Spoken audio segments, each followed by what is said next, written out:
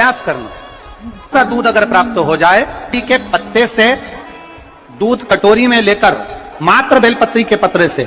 एक एक बूंद, अगर दूध आप एक बूंद अगर ज्यादा ना मिला हो, एक चम्मच भी अगर आपको दूध देसी गाय का मिल गया हो, बेलपत्री के पत्ते से तुम्हारे घर के अंदर अगर शिवलिंग है या मंदिर में शिवलिंग है या तुम्हारे नजदीक में कोई शिवलिंग है, उस पर बूंद बूंद एक एक बूंद अगर शिवलिंग पर दूध समर्पित कर रहे हो, श्री शिवाय नमस्तुभ्यम, नमः शिवाय या षडाक्षर मंत्र ओम नमः शिवाय या 33 अक्षर का मंत्र महामृत्युंजय मंत्र, इसका स्मरण कर कर शिव जी पर देसी गाय का दूध समर्पित कर कर इस बेलपत्री को अशोक सुंदरी वाली जगह पर अगर आप समर्पित कर देते हैं, फिर आप जिस भी चीज के लिए अप्लाई करें, मेरा देवाधिदेव महादेव आपका हाथ पकड़कर खींचकर आगे बढ़ा ही दे। शिव महापुराण की कथा तो ये तक कहती है कि अगर जिंदगी में कोई नशा करने वाला व्यक्ति हो ना, बहुत दारू का नशा या चिलम का नशा या चरस का नशा या अन्य अन्य नशे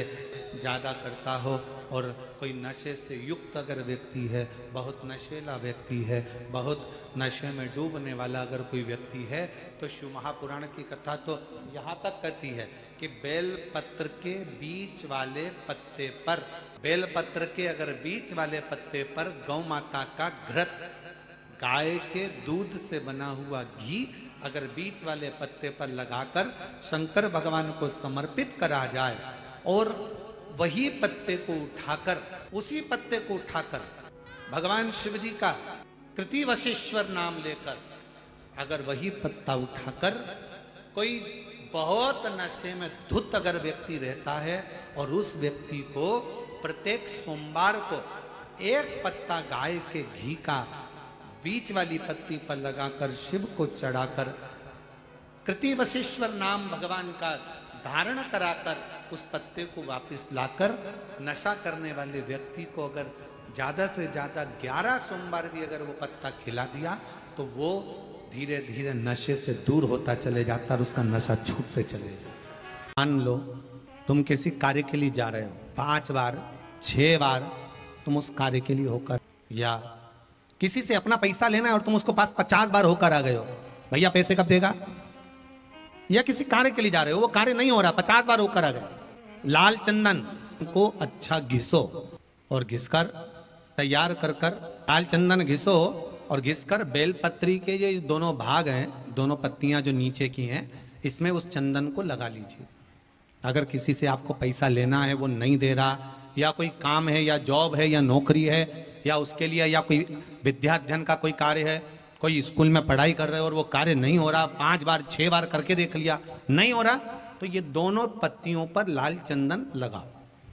लाल चंदन लगाने का मतलब ये नहीं कि जरा सी तुम बिंदी लगा दो, लाल चंदन जो घिसा है उसको पूरी पत्तियों पर अच्छे से फेरना है, उस लाल चंदन को लगा लीजिए। और महाराज बीच की पत्ती में थोड़ा सा घृत, घृत मतलब गाय का घी, गौ माता के दूध से माखन से निर्मित उस घी को बीच की पत्ती में थोड़ा सा लगा लीजिए। और जो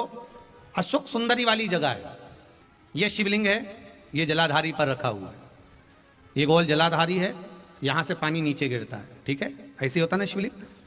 तो शंकर भगवान का पूरा परिवार शिवलिंग के आसपास में होता है। शंकर भगवान के 13 बच्चे हैं। कितने बच्चे हैं शिव जी के? 13 बच्चे, पूरे 13 के 13 बच्चे और धर्म पत्नी शिव जी की शिवलिंग के आसपास में है। जैसे ये जो गोल जलाधारी है, ये माता पार्वती जी का हस्त कमल है। शिवलिंग रखा है, ये शंकर जी का स्वरूप है। जहां से पानी नीचे गिरता है, राइट भाग गणेश जी का स्थान, लेफ्ट भाग 6 कार्तिकेय, षडानंद कार्तिकेय का स्थान। जहां शिवलिंग का जहां पानी जाता है, उसके बीच में एक मोटी सी लाइन होती है, वो शंकर भगवान की सबसे छोटी लड़की जिसका नाम अशोक सुंदरी है, उसका स्थान है। ऊपर से बूंद बूंद पानी जो शिवलिंग पर गिर रहा है, ये शंकर भगवान की 5 लड़कियों का स्थान है, जया, विषहरा, शामली बारी, दौतली और देव। ये शंकर जी की 5 बेटियां हैं जो भगवान शंकर के ऊपर पानी की एक एक बूंद गिराती हैं महाराज। तो शिव जी की जो सबसे छोटी लड़की है अशोक सुंदरी, उस अशोक सुंदरी वाली जगह पर इस बेलपत्र को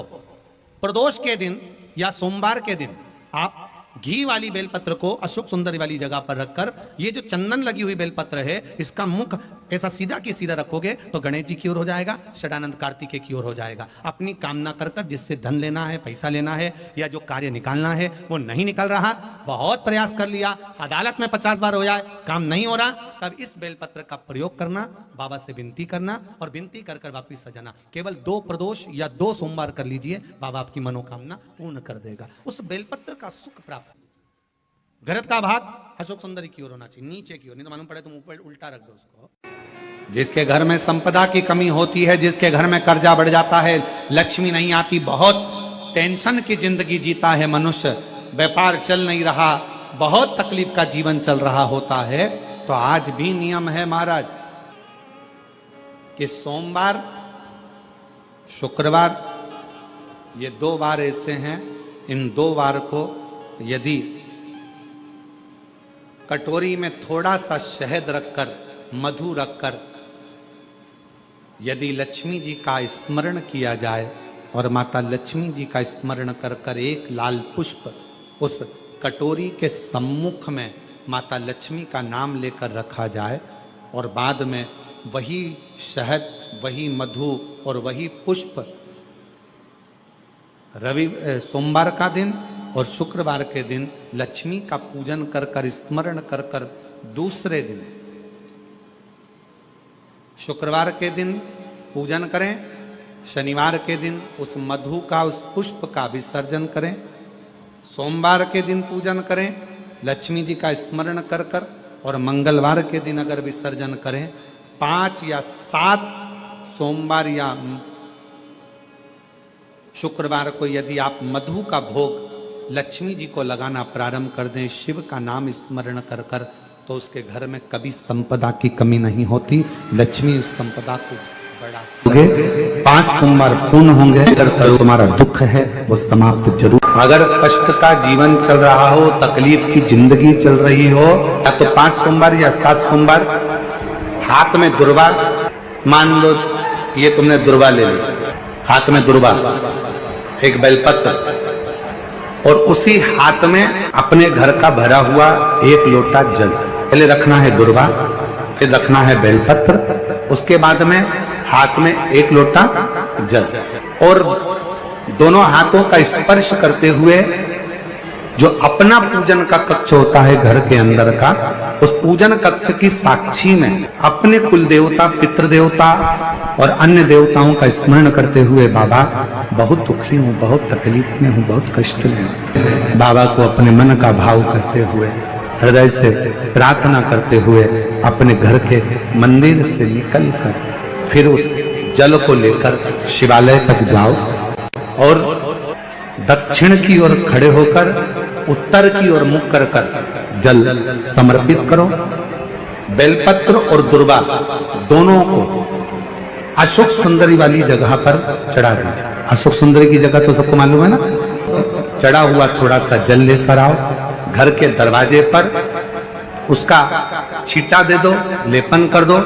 और बाबा से 5 सोमवार नियम से आप दुर्वा, बेलपत्र और जल का प्रयोग अगर करोगे, 5 सोमवार पूर्ण होंगे, जो तुम्हारा दुख है वो समाप्त जरूर होगा, शिव करना जरूर। सोमवार के दिन भगवान शंकर को अगर जल चढ़ाया जाता है तो हमारे घर में शीतलता का अनुभव होता है। अंतर्गत पहुंची और एक प्रकाश नजर आ रहा है, स्वप्न में ऐसा लगा कि मंदिर में गई और एकदम उजाला दिखा, समझ लेना कि तुम्हारा दुख कोई बड़ा था, मेरा शंकर स्वप्न में आकर याद कर कर तुम्हें काट कर जा रहा। हार चुके हम जिंदगी से, वो कटी ही नहीं रहा, थोड़ा ठीक होता फिर दुख आता, फिर ठीक होता फिर दुख आता। तो शिव और शक्ति का स्मरण करो। बेलपत्री के पेड़ के नीचे जब भी घी का दिया लगाने जाओ तो 2 बाती एक ही दिए के अंदर, एक चावल का दाना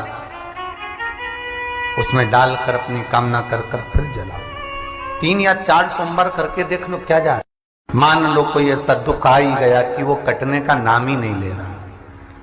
श्रावण के महीने में केवल शंकर जी की आराधना होती है और भादों के महीने में शंकर भगवान, पार्वती मैया, गणेश जी, सदानंद कार्तिकेय जी, अशोक सुंदरी, भगवान शंकर की पांचों बेटियां जया, विषहरा, श्यामली बारी, दौतली, देव, ये सब प्रसन्न होती है। ये फुलेरे में जो मालाएं लगती हैं, ये फुलेरे में जो फूल की मालाएं लटकाई जाती है, ये भगवान शंकर की बेटियों के भाव से। प्रयास करना, दूध अगर प्राप्त हो जाए, के पत्ते से दूध कटोरी में लेकर मात्र बेलपत्री के पत्रे से एक एक बूंद, अगर दूध आप एक बूंद अगर ज्यादा ना मिला हो, एक चम्मच भी अगर आपको दूध देसी गाय का मिल गया हो, बेलपत्री के पत्ते से तुम्हारे घर के अंदर अगर शिवलिंग है या मंदिर में शिवलिंग है या तुम्हारे नजदीक में कोई शिवलिंग है, उस पर बूंद बूंद एक एक बूंद अगर शिवलिंग पर दूध समर्पित कर रहे हो, श्री शिवाय नमस्तुभ्यम, नमः शिवाय, या षडाक्षर मंत्र ओम नमः शिवाय, या 33 अक्षर का मंत्र महामृत्युंजय मंत्र, इसका स्मरण कर कर शिव जी पर देसी गाय का दूध समर्पित कर कर इस बेलपत्री को अशोक सुंदरी वाली जगह पर अगर आप समर्पित कर देते हैं,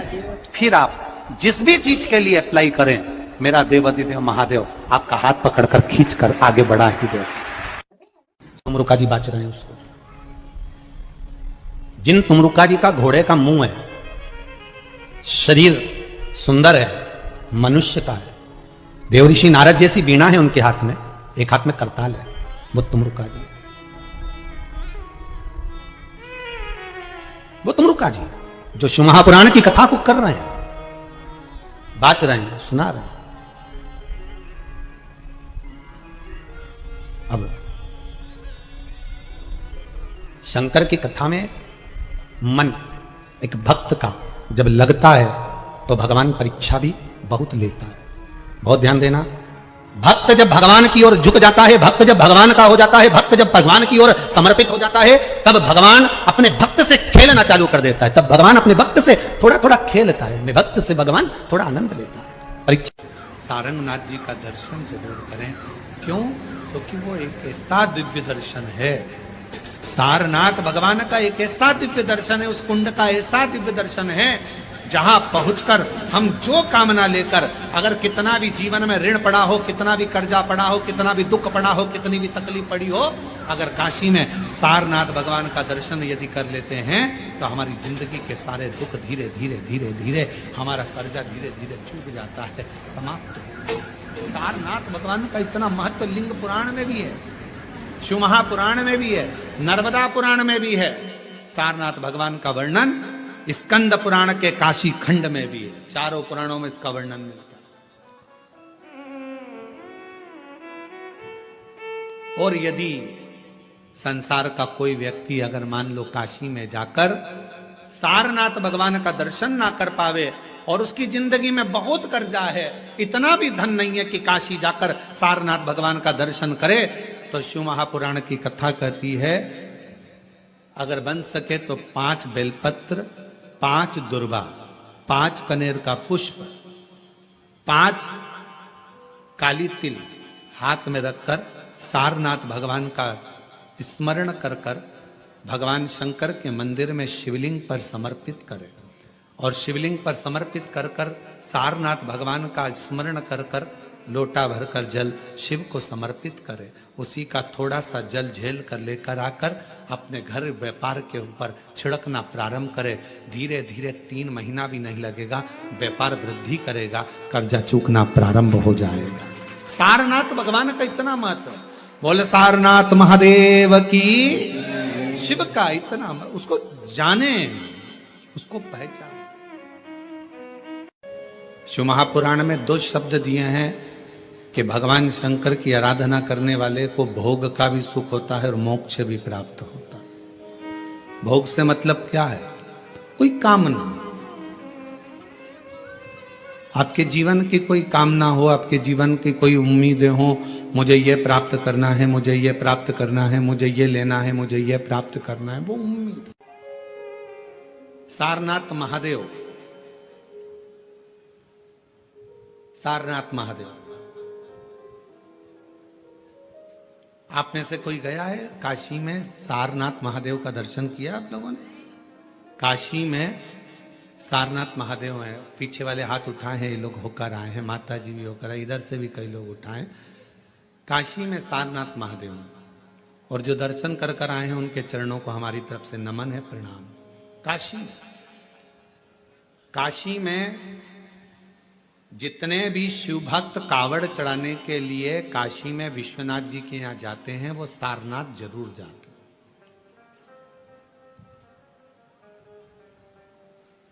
कौन है ये? कहा एक सारंग ऋषि काशी के नजदीक में रहते थे, भ्रमण किया करते थे, काशी के आसपास का घुमा करते थे। एक दिन सारंग ऋषि के मन में भगवान विश्वनाथ जी को दर्शन करने का भाव प्रकट हो गया।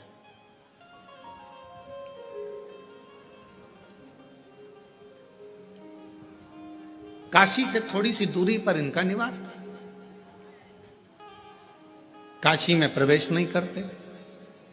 अब भगवान शिव की आराधना कर रहे, साधना कर रहे, और काशी में फिर इनके मन में आया कि भगवान नहीं दर्शन दे रहे तो मैं काशी में जाऊंगा, पर शिव मुझे दर्शन दे, मुझे निमंत्रण दे तो मैं काशी में जाऊं। अब शिव महापुराण की कथा कितनी बड़ी बात कहती है। स्वयं तुमरुका जी ने चंचुला देवी से कहा, जिसका पति प्रेत योनि में पड़ा था, मुक्ति के लिए साधन कर रही है चंचुला, ईसर जी गोरा जी यजमान बन कर बैठे हैं, और उस समय पर तुमरुका जी बोल रहे हैं चंचुला देवी से, चंचुला काशी की धरा पर